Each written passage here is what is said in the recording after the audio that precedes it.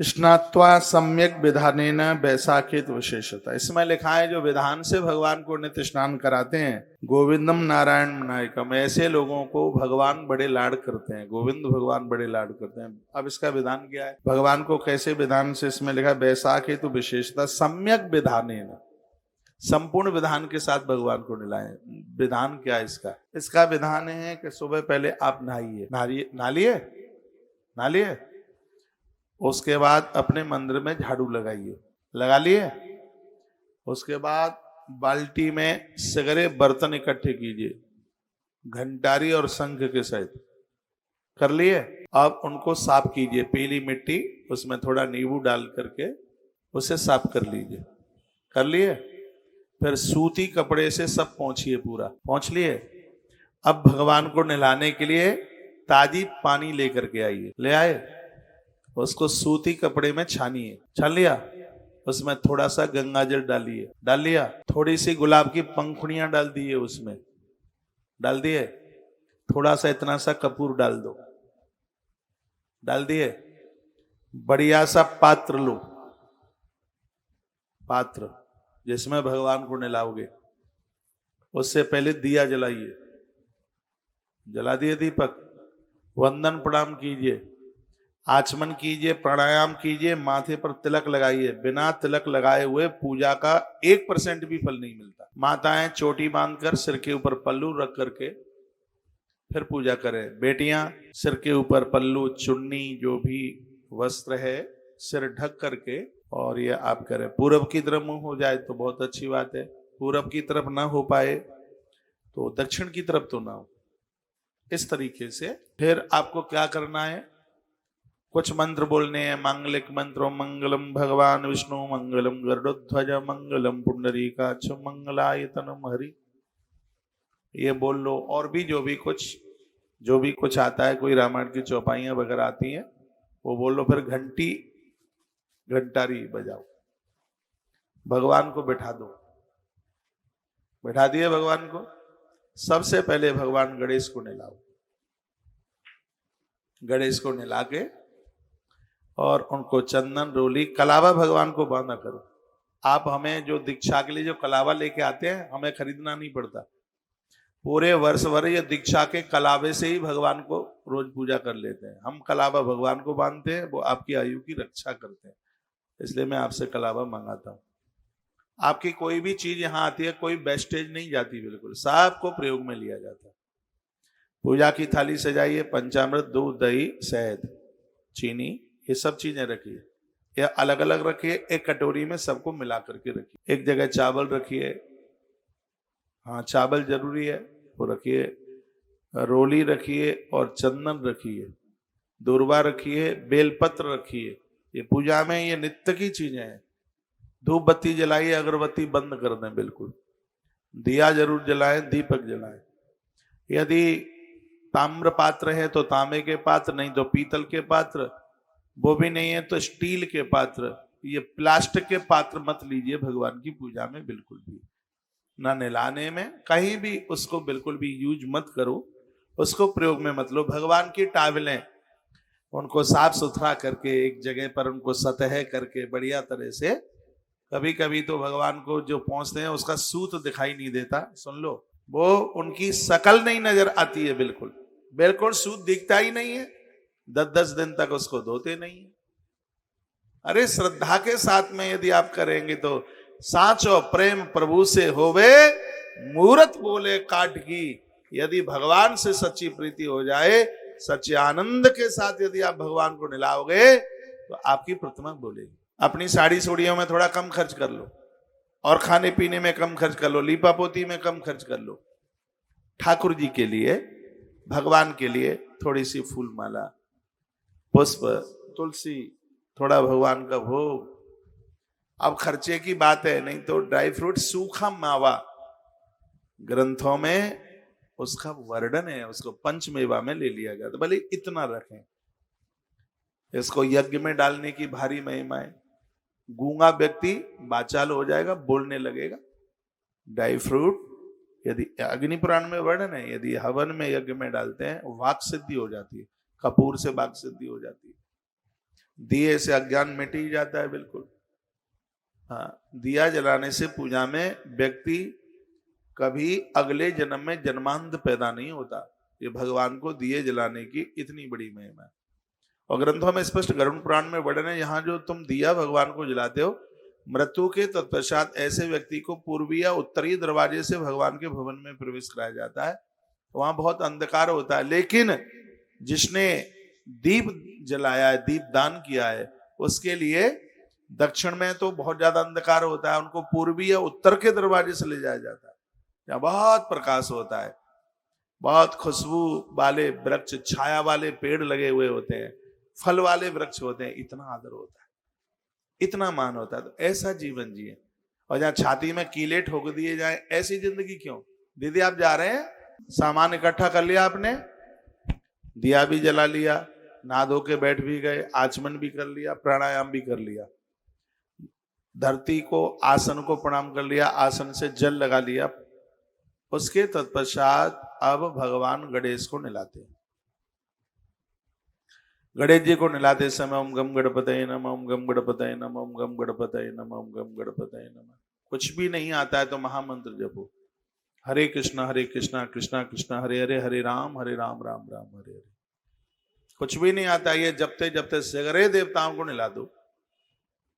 गणेश जी को नहला के, पांचों चीजों से नहला करके, और उसके बाद बढ़िया सूती कपड़े से, एक पुराण में लिखा है कि आपके कॉटन के वस्त्र में जितने रोमे होंगे भगवान को प्रयोग करते समय, उनको पहुंचते समय, उतने ही वर्षों तक सूक्ष्म शरीर से यह जीव भगवान के चरणों में आनंद ले रहा होगा।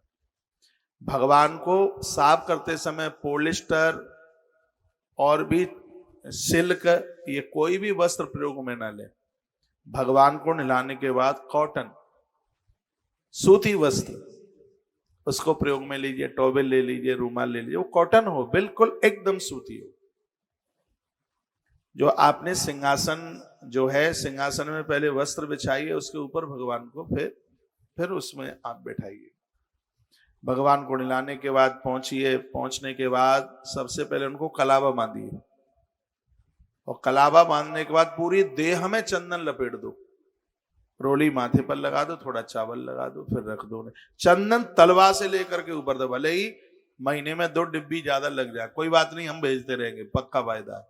भगवान को पूरा चंदन, अभी मैंने जम्बू से एक दिन चंदन की महिमा बताई, हम भगवान को ऐसे ही नहलाते सजाते हैं, पूरी देह में थुपा देते हैं पूरा चंदन। तो फिर उनके ऊपर आपने, यदि आप इत्र वगैरह लगाते हैं तो थोड़ा सा रुई में लगाकर भगवान के चरणों में रख दो आप, फिर उनको बैठा दो। ये आपने गणेश जी की पूजा कर दी। गणेश जी की पूजा के बाद में मां दुर्गा की पूजा कीजिए, एक सिस्टम, ठीक है। उनको पूज दिया आपने, उनके तत्पश्चात यदि आपके मंदिर में भगवान विष्णु हैं तो भगवान विष्णु को शंख से उन्हें स्नान करा दीजिएगा, और ऐसे ही इसी विधान के साथ उनको भी सूती वस्त्र से पहुंचकर चंदन, कलावा पहले, फिर चंदन, फिर रोली, चावल, ये लगा करके फिर भगवान को फिर बैठा दीजिए। पंचामृत से जरूर, देखो पांचों चीजों में जितना जल से हम नहलाते हैं उससे 100 गुना ज्यादा महत्व दूध का है। जल से 100 गुना ज्यादा है गंगा जल का, गंगा जल से भी 100 गुना ज्यादा है दूध का महत्व, दूध से भी 100 गुना ज्यादा दही, दही से भी 100 गुना ज्यादा घी, घी से भी 100 गुना ज्यादा है शहद, शहद से भी 100 गुना ज्यादा है चीनी, और चीनी से भी फिर 100 गुना और ज्यादा है, पांचों चीजों को मिला करके, और उससे भी 100 गुना ज्यादा है पानी में थोड़ी सी रोली और चंदन मिलाकर, थोड़ा सा कपूर का टुकड़ा डालकर, उसको करो द्वर्त स्नान कहते हैं, उससे नहलाइए, उसका और उससे भी 100 गुना ज्यादा फल है। इन सब चीजों से नहलाने के बाद फिर शुद्ध जल से नहलाइए। भगवान को नहलाने के बाद फिर वही साफ सुथरा करके, कलावा बांध के, रोली, चंदन, मोली, ये सब, फिर उनको बैठा दीजिए। यह करने के बाद हनुमान जी हैं आपके मंदिर में, उन्हें नहलाइए, राम जी हैं उनको, और भी कोई देवता हैं आपके यहाँ, उनको सबके लास्ट में सब नहा नूले आपके मंदिर में, शिगरे देवता नहा लें। यदि आपके घर में शालराम भी है तो भगवान शालराम और नर्मदेश्वर दोनों को संग संग भी नहला सकते हैं। यदि संग नहीं निला सकते तो लास्ट की पूजा का जो आचमन करना है तो उस जल का आचमन करें जिस परात में सालग्राम और महादेव दोनों स्नान किए। आनंद हो जाएगा, आपने साक्षात अमृत का आचमन कर लिया, ये समझ लीजिए। इतना सब कुछ करने के बाद में भगवान को फूल माला, फूल व्यवस्था है, फूल पुष्प भगवान को भोग एक ही जगह लगाया जाता है। ये नहीं कि 36 भगवान बैठे तो 36 जगह कटोरा धरे, एक ही जगह से भोग लग जाता है। हमेशा आरती भोग लगने के बाद ही होती है। भोग लगाते समय कन्हैया की बांसुरी अलग निकाल के रख दी जाती है। अब बेचारे के मुंह में बांसुरी ठुसी होगी तो वो खाएगा कैसे? श्रद्धा है, बांसुरी निकाल दो। जब बांसुरी बजा ही रहा होगा तो ना पानी पी पा रहा होगा ना कुछ खा पी रहा होगा, इसलिए उसको लल्लू थोड़ी देर के लिए बांसुरी यहां रखी देने दो, भोग लगा दो। भोग लगाने के बाद जब आरती करें तब श्रीमान जी के पास बांसुरी हो, फिर बांसुरी उनके पास रख दीजिए। फिर भगवान की आरती करें। आरती में एक कपड़ा भी घुमाएं सूती, भगवान को दर्पण भी दिखाएं। आरती हो जाए शंख भी घुमाएं, शंख का जल सबके ऊपर छिड़काव करें। आरती के बाद में कुछ स्तुति वगैरह हो वो करें, खड़े ही खड़े परिक्रमा कर लें और फिर झुक करके भगवान को प्रणाम कर लें। सुबह भी आपने कुछ बनाया है,